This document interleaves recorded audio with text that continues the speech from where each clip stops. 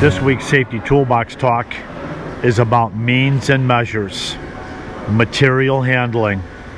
What we've got going on in front of you here is a half a dozen iron workers working the inside of a dwelling, and they're going to be putting up structural steel around the entire perimeter of this structure. And they're using, if you can see back here in the corner, a small modulated crane. Have a certified operator on that crane, a man up in the scissors lift, actually a boom lift, and then we've got a scissors lift over here. Look at how tight the logistics are here.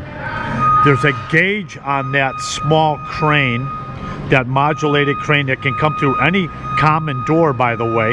Got the outriggers down, but there's a gauge on that crane that shows that that beam weighs 1,700 pounds and that he's at like 62% of his weight capacity lifting that thing into place. Very difficult operation. Now, over here, I've got my Berglund people.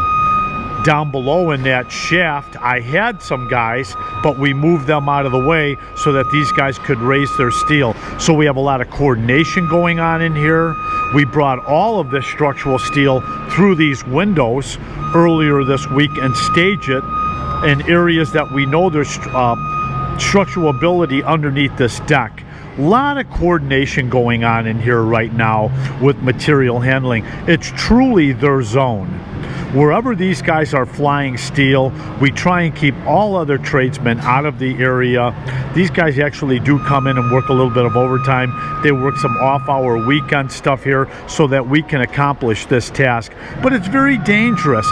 And what else all comes into play here is the caught between pinch buy, because that member, if the rigging were to fail or if the crane were to somehow tip, these guys could be in harm's way in these lifts.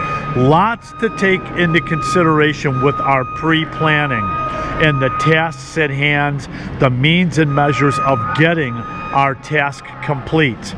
So this week, let's think about our own tasks that we're doing on our job sites, our means and methods of getting our equipments and our tools and our materials to that task, and how we're going to apply it, keeping in mind that we want to use automated systems and proper ergonomics. Let's have a safe day. Let's have a safe week.